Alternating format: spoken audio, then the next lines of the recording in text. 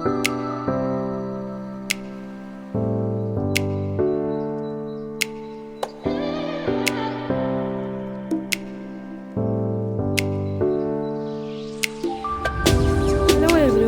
Morning সবাইকে আরেকবার। কেমন আছো? আশা করি সকলেই ভালো আছো, আমিও ভালো আছি। তো সকালবেলার মুহূর্ত দেখো, ব্রাশ করছিলাম, ঘুম থেকে উঠেছি, একটু দেরি হয়ে গেছে বিশ্বাস করো। মেয়ে তো সেই স্কুলে চলে গেছে, কিন্তু ওকে স্কুলে পাঠিয়ে তারপর যে আমি আবার ল্যাপ মুড়ি দিয়ে শুয়ে নিলাম, মানে আমার ঘুম আর ভাঙিনি। একেবারে 7:30 বেজে গেছে। আমি ঘুম থেকে উঠে দেখি আমি একদম ধরফর করে, মানে কি বলবো, বিছানা থেকে উঠে গেছি। ঘড়িটা যখন দেখলাম যে 7:30 বাজে, আমি তো মাথায় হাত, মনে হচ্ছে যেন মানে সারাদিনের অর্ধেক বেলা আমি ঘুমিয়েই শেষ করে দিলাম এমন লাগছে। টাইমের মধ্যে যদি না উঠতে পারি না, তাহলে কিন্তু প্রচণ্ড প্রবলেম হয় আমাদের নিজেদেরই। পরের টাইমটা আমরা ম্যানেজ করতে পারি না, মানে শেষ করতে অনেকটা লেট হয়ে যায়। তখন কি একদম লাস্টের কাজের টাইম হয়ে যায়, তখন একটু তাড়াহুড়ো লেগে যায়, কোনো কিছু মানে শান্তিভাবে করতে পারি না। তো সকালবেলা দেখো স্নান টান করে চলে এসেছি, ঘুম থেকে উঠে বাসি কাজকর্ম সেরে আগে স্নানটা সেরে নিলাম, তারপর পুজো দিতে যাব। হাজব্যান্ড দোকানে চলে যাচ্ছে, তো ওকে এক গ্লাস জল দিলাম, ও খেয়ে। আর এবার আমি আর ছাদে যাইনি এখনও। পরে যখন আমি টাইমটা একটু ম্যানেজ করতে পারবো, একটু টাইম করে গিয়ে ছাদে কাপড়গুলো মেলে দিয়ে আসবো। কাপড় চোপড়ও কিছু ধোয়ার বাকি আছে, তো ওগুলোও ধুয়ে নেব। আর এত বেলা হয়ে গেছিলো গাইজ, সমস্ত কাজকর্ম সেরে আস্তে আস্তে আমার না 8:30 বেজে গেছে। আজকে চাটা অনেক লেট হয়ে গেছে, আমার প্রায় 9টা বেজে গেছে। এরই ফাঁকে আমার মেয়ের আজকে তাড়াতাড়ি স্কুল ছুটি হয়ে গেছিলো, তো ও চলে এসছে। তো ও যেহেতু চলে এসছে, চলো ওকে নিয়ে একবারে চাটা খেয়ে নেব। কখনো কখনো এত তাড়াতাড়ি স্কুল ছুটি হয় না, কিন্তু ওই দিন একটু তাড়াতাড়ি স্কুল ছুটি হয়ে গেছিলো, কারণ যায় তো সেই 6:30 পৌনে 7টার মধ্যে স্কুলে। তো স্কুল ছুটি হয়ে গেছে আজকে একটু তাড়াতাড়ি, হয়তো বা ক্লাস হয়নি এজন্য বা যে কোনো কারণে। তো চলে এসছে, তো ওকে একটু টিফিন দিয়ে দেবো। আর এই যে দিয়ে দিয়েছি দুজনে। ও যখন চলে এসেছিলো তখন 9টার উপরে বাজে, আর আমার চা খেতে খেতে এতটা দেরি হয়েছিল বিশ্বাস করো গাইস, পুজো টুজো দিয়ে আস্তে আস্তে আমার অনেকটা দেরি হয়ে গেছে। 9টা বাজে আমি সকালবেলা চাই খাচ্ছিলাম। তো যাই হোক, তবে তো খেতে পারছিলাম। আর কি বলবো বলো তো, এই যে সকালবেলা যদি লেট করে উঠি না, পরের কাজগুলোতে এত প্রেশার হয়, মানে টাইম মেনটেনটা হয়ে ওঠে না, প্রচণ্ড পরিমাণে প্রেশার পড়ে যায়। পরের যে কাজগুলো থাকে এগুলোতে বেশি প্রেশার পড়ে, মানে এইদিকে তাড়াতাড়ি কখন কাজ সারবো একটা তাড়া থাকে, আর এইদিকে কাজই শেষ হয় না। আর এই যে দেখো, পিঠা পারবো না, আমারও ঘরে এখনও শেষ হয়নি। প্রত্যেকটা দিন আমার এই চিতল পিঠা বানাতে হচ্ছে আমার হাজব্যান্ডের জন্য 3টা করে, তো এই সেটাই করে নিচ্ছি দেখো। তারপর কিছু বাসন কুসন ছিল, এগুলো মেজে নেওয়ার পর তারপর দেখো এদিকে যা রান্না করব। এটা হলো রাই পাতা, তো রাই পাতাটা বাটা করব, এটাকে ধুয়ে নিচ্ছি ভালোভাবে। আর এই রাই পাতা বাটাটা অনেক দিন হলো খাইনি, তো আজকে খাচ্ছি, প্রায় বছরখানেক হয়ে গেল। বাজারে উঠেছে দেখে আমি নিয়ে আসলাম। আর এত টেস্ট, আর পাতাগুলো না একদম স্মুথলিভাবে মানে ফাইন পেস্ট হয়েছে, দারুণ পেস্ট হয়েছে দেখো। এখন আবার ঝুড়িতে নিয়ে ধুয়ে নিচ্ছি, কারণ যদি বালু টালু থাকে, রাস্তার মধ্যে বসে থাকে আর কোথা থেকে না কোথা থেকে তুলে আনে, তো ধোয়াটা তো একদম মানে অত্যাবশ্যক, আমি মনে করি এসেনশিয়াল। তো আবার কিছু বাসন পড়েছিল দেখো, এই বাসনগুলো মেজে নিচ্ছি। এই যে চায়ের বাসন থাকে, তো প্রথমে কি ভাবছি আমি, যে প্রথমে ভাবছি যে আমি আগে রাই পাতা বাটাটা করে নিই। রাই পাতা বাটাটাকে আমি আগে মিক্সারে পেস্ট করে নিয়ে নেব। একটু রসুন দিয়েছি আর কাঁচা লঙ্কা দিয়েছি, অল্প পরিমাণ দিয়েছি, যাতে বেশি মানে ঝাল না লাগে, খেতে যাতে ভালোই লাগে, তেমনটা কোনো যাতে ঝাল টাল না লাগে, খাওয়া যাতে যায় এরকম। তো দেখো পেস্ট করে নিচ্ছি। এটা আগে করে নিই, কারণ এটাতে কোনো মানে অন্য কোনো ভেজাল নেই যে তরকারিতে দিতে হবে এরকম কিছু না। এই বাটাটা যদি হয়ে যায়, এটা দিয়েও সকালবেলা খেয়ে নিতে পারবে, কারণ মেয়ে যেহেতু তাড়াতাড়ি স্কুল থেকে এসে গেছে, তো ওকে একটু মানে সকালবেলা একটু ভাতই দেওয়ার ইচ্ছা আছে। আবার আমার মেয়ে একটু বাটা টাটা খেতে ভালোবাসে। এই যে ধনেপাতা বাটা, তারপর বাঁধাকপির বাটা, তারপর এই যে রাই পাতা বাটা, পটলের খোসা বাটা, এই সমস্ত জিনিসগুলি খেতে খুব ভালোবাসেও। তো এই যে দেখো, বিছানা কিন্তু তুলিনি, তোমরা তো বুঝতেই পারছো কতটা লেট করে আমি ঘুম থেকে উঠেছি।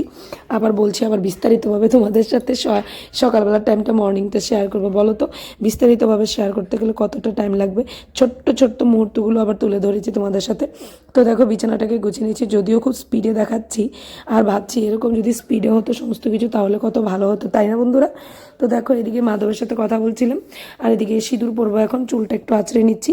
আর এই যে আমি না আজকে সিঁদুর পরার সময় চুল বাঁধতে ভুলে গেছি, এত মানে তাড়াহুড়ো করছিলাম, তো এই যে তাড়াহুড়োর ফল এটাই, একটা না একটা ভুল হবে, নয়তো দেখবে হাত থেকে কোনো কিছু পড়ে গেলো বা ভেঙে গেলো বা নষ্ট হয়ে গেলো, এরকমই হয়ে যাবে। আর হয়তো বা তুমি এই জামার মতন ভুলে যাবে। চুল ছেড়ে কিন্তু সিঁদুর পরতে নেই, এটা আমি জানি, কিন্তু আজকে না আমার প্রচণ্ড পরিমাণে ভুল হয়ে গেছে, আমার একদমই ভুল হয়ে গেছে।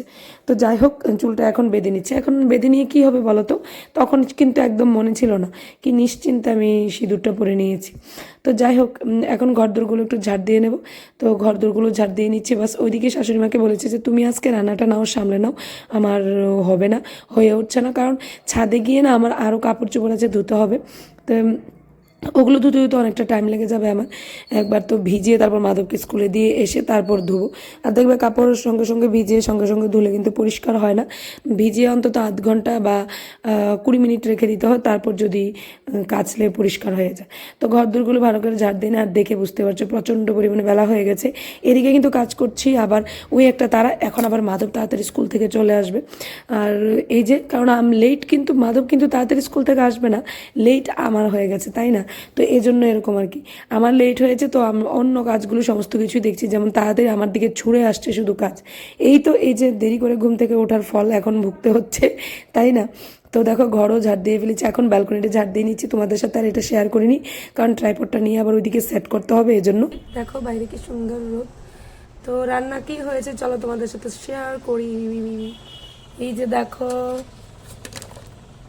এটা শুধু মাধবনের জন্য, ঠিক আছে? আলু ভাজাটা, মাধবন আলু ভাজা ছাড়া খাবে না, তাই 1 নাম্বার। 2 নাম্বার, এই হলো রাই পাতা বাটা। রাই পাতা বাটা এত টেস্ট গাইস, কি বলবো তোমাদেরকে। এই যে দেখো, আমি সর্ষের তেল দিয়ে রেখেছি, এত টেস্ট, মানে মুখে বলে বোঝাতে পারবো না তোমাদেরকে। 2 নাম্বার চলে গেল, 1 নাম্বার, 2 নাম্বার। 3 নাম্বার হলো মুসুর ডাল রান্না করা হয়েছে মূলা দিয়ে, টমেটো দিয়ে, পালং শাক দিয়ে, দেখতে পাচ্ছ? এই যে দেখো, এটাও দারুণ টেস্ট হয়েছে, কিন্তু দারুণ। আরেকটা জিনিস রান্না করা হয়েছে, সেটাও শেয়ার কর। আর আরেকটা জিনিস রান্না করা হয়েছে, সেটা হলো শুটকি। শুটকি, এই যে দেখো, শুটকি রান্না করা হয়েছে বেগুন দিয়ে, আলু দিয়ে, সিম দিয়ে, মূলা দিয়ে। এই যে দারুণ টেস্ট। ধনেপাতা ঘরে নেই, আমার আর ভালো লাগে না বাজারে যেতে, এই জন্য ধনেপাতা আনিনি, দেইও।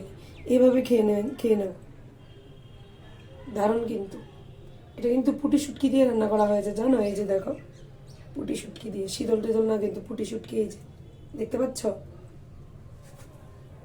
আর এইদিকে দেখো, আমি বেসিনটা একটু চোখে পড়লো, এই যে সাদা জিনিসটা অপরিষ্কার হয়ে গেছে, তো এইটাকে একটু ভালোভাবে পরিষ্কার করে নিচ্ছি।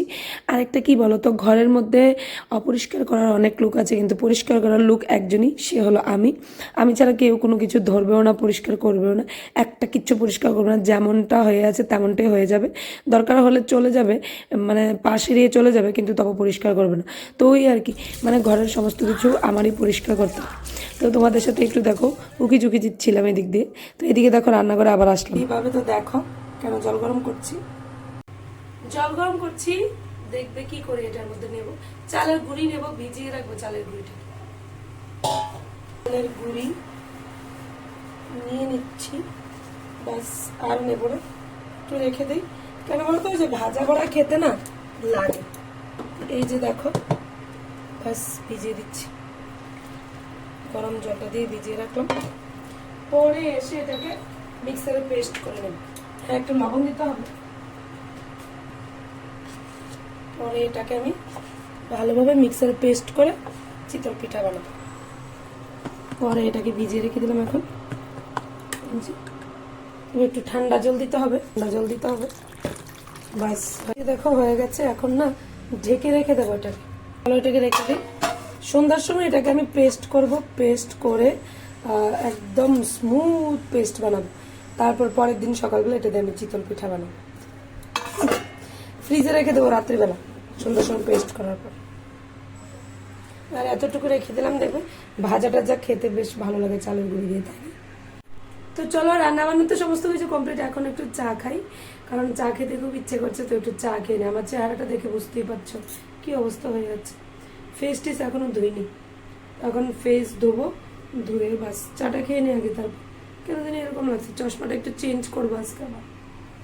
অল্প একটু চা নিয়েছি, দেখো সমস্ত কিছু দিয়ে বসিয়ে দিলাম, একটু লং আর গোলমরিচে দিয়েছি। তো সেটা হোক, আমি একটু ফ্রেশ হয়ে আসি, তারপর বসে চাটা খাবো, এডিটিংয়ের কাজ করবো। ওরা এত ঝগড়া করে, তোমরা দেখো গাইজ, এত ঝগড়া করে ওরা, এত ঝগড়া করে গাইজ। এই যে দেখো, যেমন মাধব এমন শোনায়। আমি বানাবো।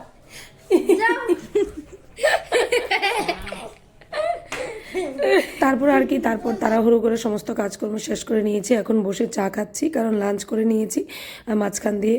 আর এদিকে দেখো মাধব কিন্তু কখন সে স্কুল থেকে এসে গেছে, কারণ খাওয়া দাওয়া কমপ্লিট হয়ে গেছে। আর পেছনে দেখো সাইকেলটা নিয়ে কীভাবে উঠছেও, চালাচ্ছে বলবো না, বলবো উঠছে। যখন থেকে সাইকেলটাকে চাকাগুলি ঠিক করে দিয়েছে ওর বাবা, তখন থেকে এই অবস্থা শুরু করে দিয়েছে। আমার ঘর এত ময়লা করে মাধব, মানে আর বলে বোঝাতে পারবো না, এত ময়লা করে রেখেছে। তো যাই হোক, আর কি বলবো বলো। যাই হোক, আজকে এতটুকুই। নেক্সট একটা ফ্রেশ ব্লগ নিয়ে আসবো। তো till then, bye bye, tata.